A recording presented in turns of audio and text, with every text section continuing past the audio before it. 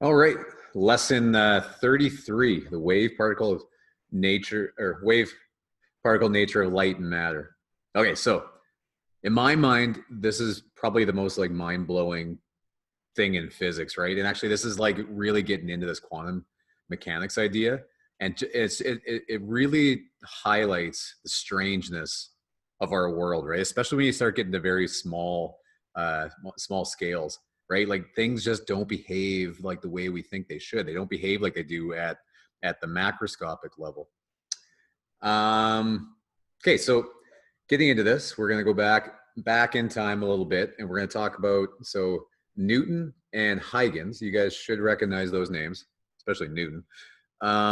Where there was a controversy over light, right? What is light? And we've talked about this. Is light a particle or is light a wave, right? And Newton was a big component of the like little corpuscles, which we now call photons, but he thought that light was a particle, and that was his position. But then we saw it in other units that Huygens demonstrated that light is actually a wave, right? It creates that telltale interference pattern. So we know it's a wave, right? But then in the last lesson, with the Compton effect, it was pretty good demonstration with X-rays, especially when they're bumping into electrons and deflecting them. Well, that's very much like a thing that a particle would do, right? So again, we're kind of back to this idea of is light a particle or is light a wave? And the truth is, and what we're getting into here is that it's both, right? We can actually think about it as both a wave and a particle, right? They're actually both at the same time. And if you look down to our electromagnetic spectrum, that the way it kind of works is that a light displays more particle-like characteristics the more energy they have, which is like the shorter wavelengths or the higher frequency, right? They behave more like a particle in that range, and they behave more like a wave in the lower energy or longer wavelengths and low frequency, right? So why? Like, I think it's kind of helpful to think about it. Like I really struggled with this for a long time, right? Being like, what do you mean it's a wave? What do you mean it's a particle, right? Like it's got to be something. Like how is it like both things? This is kind of a picture I found helpful, and I've drawn this a few times, but I think it's helpful to think about waves as being wave packets, right? You get these like little packets of waves that are going through. And why that's helpful, like in this situation too, is because really kind of what's going on here is you can think about it like this, like these, it's starts out with these little waves and then gets bigger and bigger and then down, right? And that's like our picture of this wave packet. Okay, so there you go. We have a wave, right? Like that still is a wave. These lines on top don't really exist there, but I just kind of drew them so you could see it. But there's a wave. And the smaller and smaller our wavelengths are, right? Like gamma radiation. What that kind of does is that localizes our waves into like a bundle, right? They're like all closer together. And then now I've got a pretty particle-like thing, right? Like got these waves that are all squished together into a small space. That starts taking on characteristics of a particle because like the waves are so tightly grouped together. Okay. But if I take something like radio waves, these really big waves that can be like the size of a football field or even the earth, right? Now these things are going to be like these really big waves, right? That, it's going to be the same thing, but really this is taking on a wave characteristics. They're not bundled together really tight. So they take on more of a wave-like character. Hopefully that makes sense. And again, this is just like a tool that I use to kind of picture what's going on here. But yeah, like the fact is they do take on both these particle and wave-like characteristics. And it's hard to get our brains wrapped around. People like even it was I'm forgetting the scientist's name. Shoot. Anyway, I'm gonna hate myself for this after he's one of me. Anyway, he was saying that anyone who thinks they understand quantum mechanics doesn't really understand quantum mechanics, right? And that's the idea. Is this is really hard stuff to picture what's going on, right? So But anyway, so that is light, right? And we've kind of talked about that before. But now what we're going to get into is actually matter itself taking on characteristics of a wave, which is bizarre, right? So the wave nature of matter, you guys need to know this name, is de Broglie, right? And so he's the guy who has the theory that matter is actually wave-like. Okay, so he ended up winning the Nobel Prize for physics in this. And here's what he did. So he was really interested in Compton's experiments that we did in the last lesson there. How he said, well, if these X-rays can be shown to be particle-like, right, and they can actually have momentum, can the same be true for matter itself? So he decided to investigate electrons because they're very, very tiny, and they would take on, in his mind, more of like they could take on more of a wave-like nature if you look closely at them. And here's the math that he did, the really simple math that he did, really, to win the Nobel Prize in physics. It doesn't get much more simple than this. He said, okay, we got the momentum of a particle, right? Back to unit 1. And then he knows from the Compton effect, from what he was studying with that, is that the momentum of a photon can be modeled as this, right? Planck's constant over the wavelength of the photon. So he said, okay, let's put those two together, right? Let's just say wavelength of a particle is equal to wavelength of a photon, right? Just putting them together, right? Just made P equal to P there. Or like this side equal to this side, essentially, right? And rearranged it. And here is our equation for the wavelength of a matter. It's a wavelength of matter itself. So this isn't going to be the wavelength of any photon or anything else. This is the wavelength of an electron or a proton or like, some other particle of matter. Which again, what do you mean? Like wavelength of like matter, right? This is like saying the wavelength of me, right? So if I look at like, your hand right now, I could make a calculation and tell you what the wavelength of your hand is, or the wavelength of you is, just in general, right? Or the wavelength of like a rock. What does that even mean, right? And it doesn't mean much at these like big scales, but once you get down to looking at something the size of an electron, it actually takes on meaning. So if we look at this a little bit more in depth here, looking at the equation, we can see that you've got the mass of, and if I'm looking at an electron, that would be the mass of an electron in the denominator. So what does that mean? So if we think about this, if you need something very, very small in the denominator, right? Because Planck's constant is very, very small, right? Remember, that's times 10 to the negative 34 is how the scale we're dealing with. So unless I have something with a very, very small mass in the denominator, my wavelength is going to be ridiculously small, right? So if I want this to be on the scale of something that I could kind of measure at some point, then the mass needs to be very, very small on the bottom, okay? Also notice that the velocity, right, like, or the speed of the particle affects the wavelength. So how fast the thing is moving is going to determine the wavelength of the particle itself. Okay, so which is weird too, but so if we look at like a typical type of a question, right? It says like, what's the wavelength associated with an electron moving at half the speed of light? Okay, so if you were going half the speed of light, you can just plug it all in, and we actually get a wavelength for a particle moving at close to, or like half the speed of light there. Okay. Now, I'll kind of go through this. I don't do many math questions below, like I don't do any practice problems. I'm going to go through like how I would think about doing this question, like when you guys start doing them.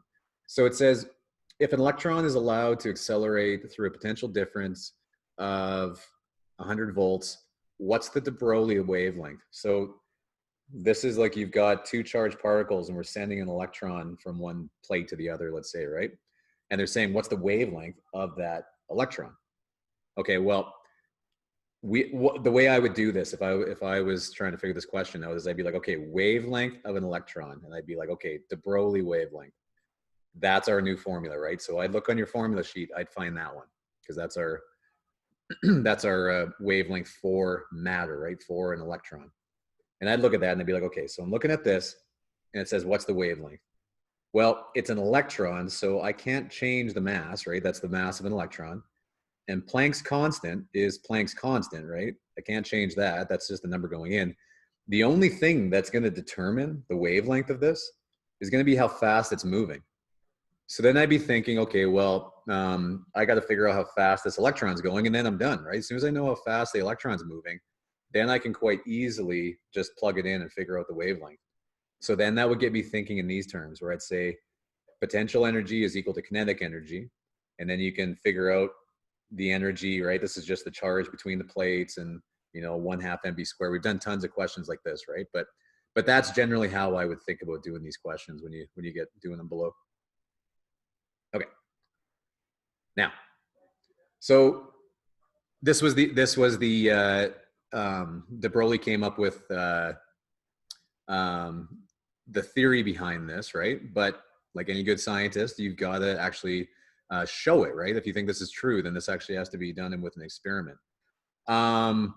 So they were experimenting at this time with crystals, right? And the last one, that's how they determined that X-rays were actually waves, was because they could find that interference pattern by essentially doing a double slit experiment, right? Sending the X-rays through this double slit and then getting the interference pattern on the backside.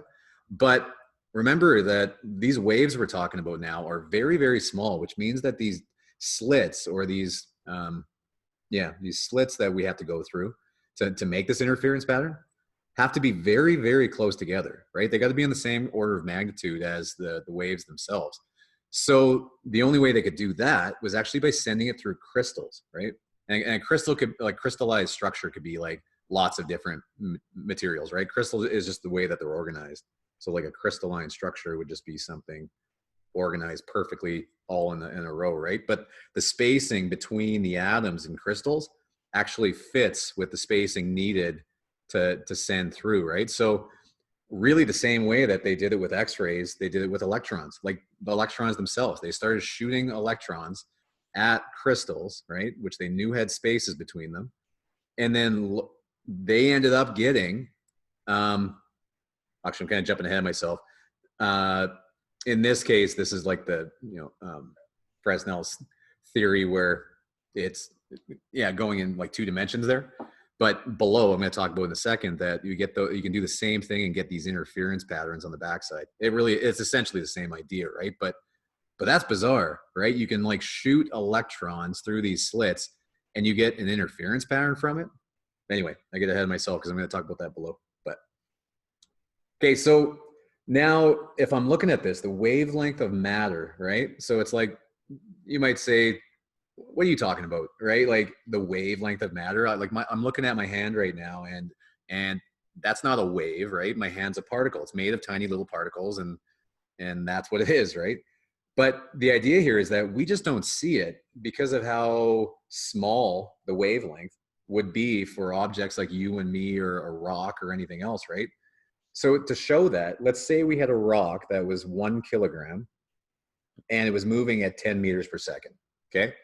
So if I take Planck's constant, right, really, really tiny, times 10 to the negative 34, really, really tiny number, and I divide that by, a relatively big number, like 10, then I end up getting a wavelength of 6.63 times 10 to the negative 33. There is no way in everyday life that you would ever notice that. It's so small, right? So we appear to be made of particles because the wave-like nature of us and of everything in our world is just such a tiny little wavelength that it appears to be particle-like. But it really is wave-like, which, again, I always get excited about this because it's so bizarre. But okay, anyway, so this is actually going to help us explain a few things now too. Thinking about electrons, or thinking about matter in terms of waves instead. So you remember when we talked about the Bohr model, how I would draw, let's just do hydrogen. So we got a proton, and we've got, here, I'll just do a P, and we've got like our electron that's just orbiting around our proton, right? And then the Bohr model had like, these different orbitals where the electron could jump up and it would jump down and everything else, right? And everybody at the time was saying, Yeah, but that's super weird. You're saying this electron just like teleports from here to there, right? Like it literally just like jumps from there to there and it's never in between, right? Like literally talking about teleportation here. Well, that's, we can explain this with in a less spooky way now, using this idea of electrons actually being waves. And here's what it is. So it's not that we have an electron, right, that is orbiting around like a planet going around the sun, right? That's actually not the picture of what's happening here. What's happening here is that this electron that I've been drawing like a little E or like a little particle or something like that going around in circles, it's not like that at all. This electron is actually smeared out. The electron itself is the circle going around. It's everywhere. It's actually like this whole orbit itself at one time. So it's not a particle. It's a wave that's going around all the way around, right? So now if you imagine this is like a string, right, going all the way around, like let's say like a guitar string. So here, if I had like a guitar string, right, that went from here to here. Now that's like the same thing as our particle, right? So we've got like this electron going all the way around the outside of this thing, and we got a guitar string right there. Now, if you pluck the string, right? So I pull the string over, then what you're going to get is a standing wave. Now, if you guys remember back in physics 20, we had those slinkies, and we had those slinkies going back and forth, right? Do you remember how you'd have like, so if one person's here, one person's here, you'd end up first off having like the loop just going back and forth, right? Back and forth, back and forth. And then if you went a little bit faster, you ended up having this, right, where it would go like up and then down, and then it would hit the end, and then it would go up and then down. We got that standing wave pattern like this, right? And if we did even more, you'd end up going up, down, up, and we'd end up with that, right? So there was these different frequencies that were happening all the way up. Well, that's exactly like, who would have thought when we were in physics 20 talking about like, these waves and what they were. It's actually that same phenomenon as what's happening in the atom. That's what's causing the electron to jump up from one level to the next. It's not it's actually like jumping from this frequency to this frequency, right? But instead of it being in a line, imagine this as being like this guitar string, right? That's like in a line like this, actually just goes all the way around the particle from one end to the other. But it still, like has this two-dimensional standing wave. It's the same idea. It's just happening in a circle, going all the way around, right? So if I plucked it even harder, right, then it would vibrate even more, right? And you'd end up, and what that means is like the more and more, the higher and higher frequency that we end up getting here really is just associated with the higher and higher orbits that the electron would go up to. So this makes more sense. Now we don't have teleporting particles. We just have waves that are just changing their fundamental frequency, right? So it's actually a lot more, like this is a much more, to me, this is a much more clear picture and less, like I said, spooky picture of what's happening there. So I find this picture below helpful. This is pretty much what I was saying up above here. So if I look at, our n is equal to 2 energy level there, right, that we've been talking about before. Okay, so that would be like, proton, there's our first energy level, and there's our second energy level according to the Bohr model, right? So this would be like n is equal to 1, n is equal to 2. Okay, so normally we'd say, okay, the electron is up in that n is equal to 2 level. But what that means is that you've actually just got a standing wave that has 2 nodes on it, or 2 antinodes, I should say. Yeah, so, and then if I ended up with our third, right, so go up an energy level, n is equal to 3, that's just a standing wave with 3 antinodes, right? Like 3 loops, if you like, right? So there's like one wavelength could be like, would start there and end there. It's like you actually just have 3 different wavelengths in this orbit.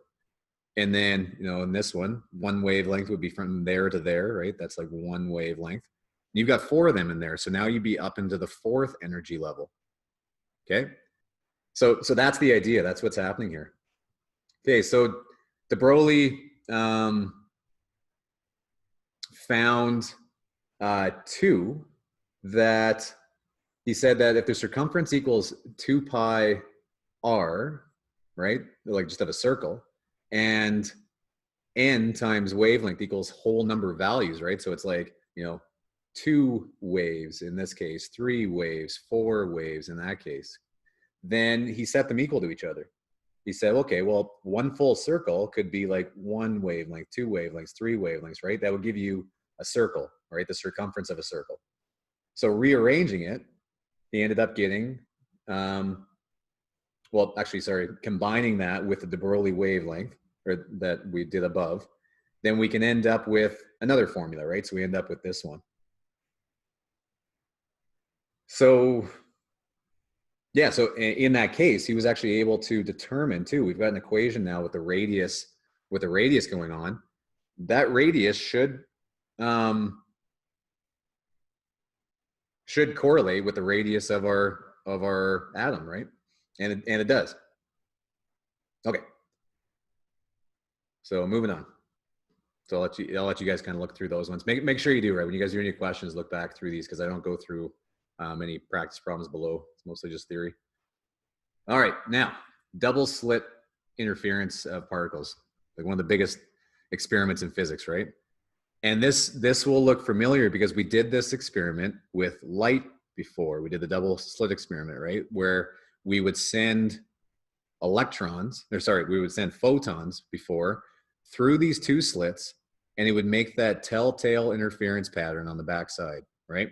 Which means it's a wave, because that means that these photons are interfering with each other, and they're creating these maximum spots on the backside, right? That was the idea. So now that we're experimenting with the idea that electrons are actually waves, well, same thing. Like everyone was saying, well, let's send them through some slits. Let's see what happens here. And here's what happened is that, yeah, they ended up getting those interference patterns, right? Which is good evidence.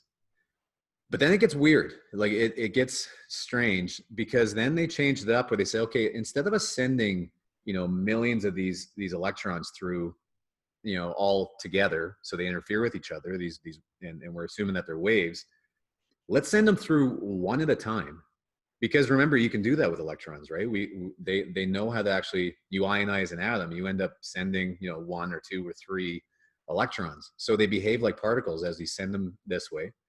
And they send one at a time, right? So you'd send one through, and you get one little tick on the backside, right? Because on the particle detector. So again, acting like a particle, where you get like one individual little tick on the detector, right? Okay. And then, okay, so you get all these little dots on the backside, right? Well, it turns out if you just keep that going, right? So after 100 electrons, you'd end up with this picture. After 3,000 electrons, you'd end up with this picture. And after 70,000 electrons, you end up getting that interference pattern again. Okay, why is that weird? Well, that's weird because why would that happen? I've only got one electron, imagine, coming through one of those slits, right? And then it lands over here somewhere. Like, why, if I do them one at a time, do they start to eventually create those patterns on the backside?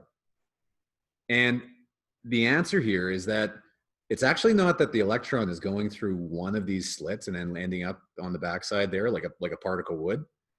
It's actually going through both slits at the same time and interfering with itself. And this was very confusing. It's still very confusing.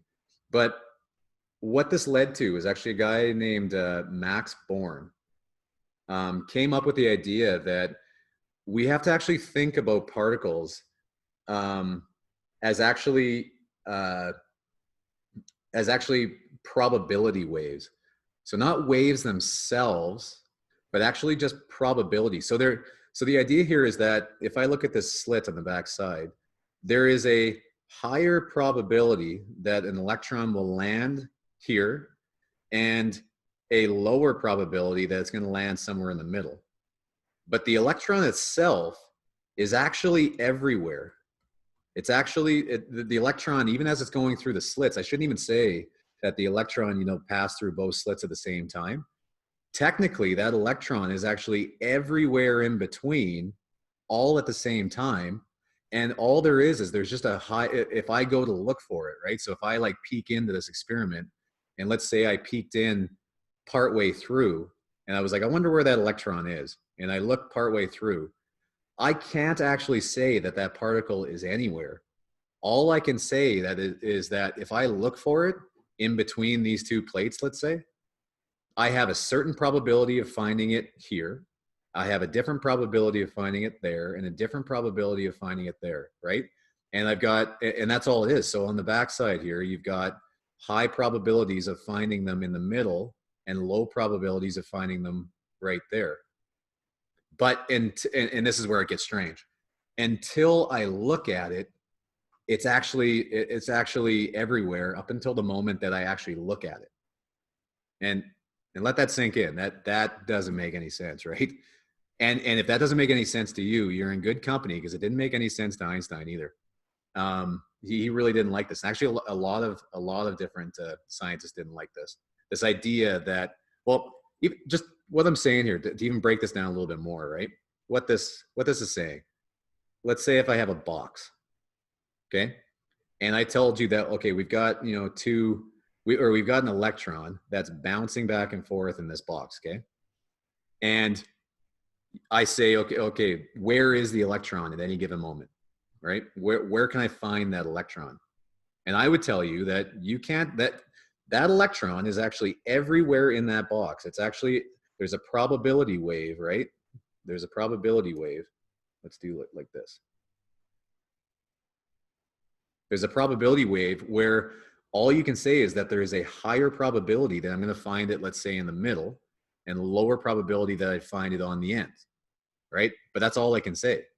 And actually, the weird thing is that that probability is in, it's called a superposition. It's in a superposition where it's actually everywhere in that box all at the same time, until I open the box and I peek inside, right? Once I actually look at it, it's like the act of looking at it actually changes it. It makes it be somewhere.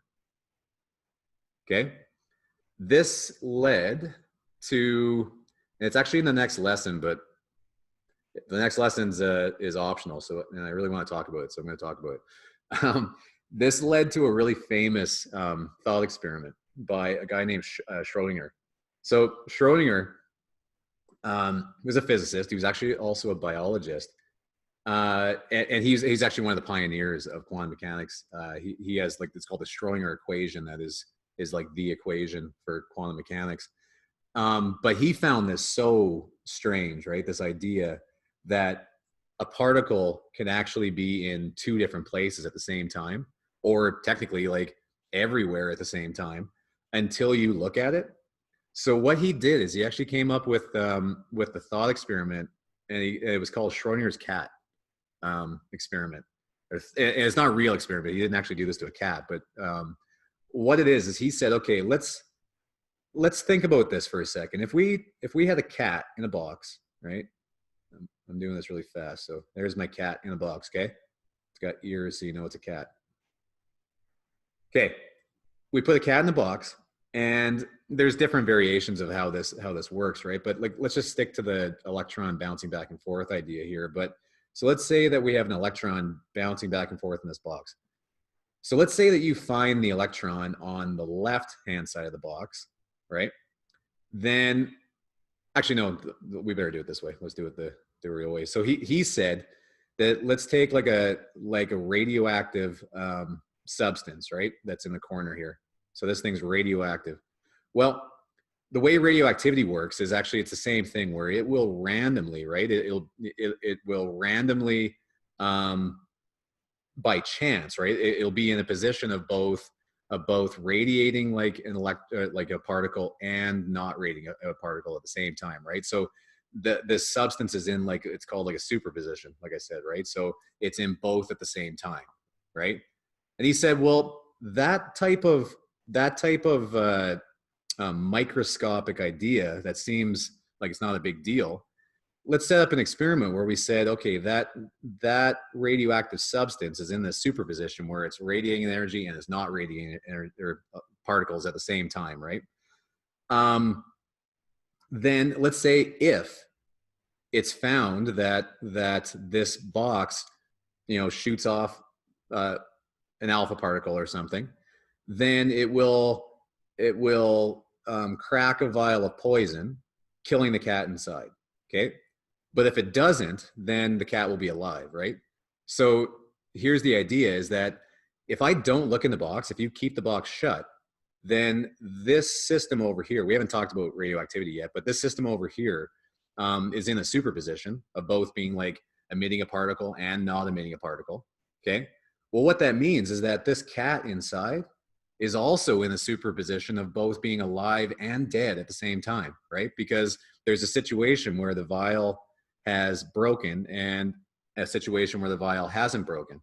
So you're actually forced to say that that cat, before I look inside the box, that cat is both alive and dead at the same time, which is ridiculous, right? And that was the point that he was making, is that this is ridiculous. It's got to be some other way. This can't be true. But I don't know. And this is something that scientists still debate, right? Like, what is the meaning of all this? Anyway, I'll let you guys think that one over. Okay. So that's pretty much the idea here. You guys, by the way, this is just for interest, the Schrodinger's cat stuff and a lot of the idea of, like, you know, things being in multiple places at the same time. You guys are responsible to know that waves are actually waves of probability, right? There's only like a better chance of finding it in the middle, or like finding it at certain places. And that's kind of the main idea. You guys don't need to get too into the weeds there, but I just find this super cool. So we were going to talk about it. Okay. Oh yeah. While we're doing this, another cool thing. Like I said, in the same idea here, another thing that they've done is that, okay, we send through one particle at a time, right? And the idea is, if I, like, you know, turn my back and I don't look at this experiment at all, we end up with these slits on the backside. But what they've done, like another thing they've done, is they've set up a little detector here that actually looks to see, okay, which slit did the particle pass through? And if you actually look to see which slit the particle passed through, then this is silly. As soon as you know which one it goes through, then the pattern stops and you end up actually just getting two lines on the other side like they were particles. So, like, the looking at it phase of this actually affects what they do, which is crazy, right? Like, that doesn't make any sense. But yeah, we can get more into why there are ways to look at that that's less spooky than that. But either way, it's crazy, right? That actually the act of looking affects the kind of pattern that you're going to see on the backside there, right? Okay. So optional reading, you guys can go through the Heisenberg uncertainty principle. Just in general, I'm not going to go too much into it, but like what the idea here is that he says the more and more, like, so if you've got an electron, let's say, traveling, he says that the more and more that you know exactly where that electron is, the less and less you know how fast it's going or what its momentum is, because, you know, its speed and its momentum are really related there, right? But that's the idea, is that yeah, there's, I guess it's a whole course, you know, you could go through on this stuff, right? But yeah, the more and more you try to, like, narrow down exactly where to find that electron, the less and less you know how fast it's going. Okay. But yeah, I'm not going to get too much into that one, but here's the general theory behind that. So I'll let you guys look through that one, and that's it. So yeah, just a taste of quantum mechanics, but yeah, like it just goes on and on. Like, I just find, if you guys are interested in any of this, one I really recommend you guys watch, that he probably explains it better than I do.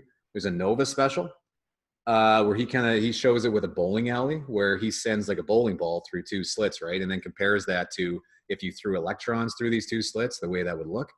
He explains it really well. So if you can, this one's on my website. Can you guys go and watch this one? I'm actually gonna make it homework. Make sure you guys go and watch this one, because it I think explains it pretty well. So other than that, I'll see you guys in class.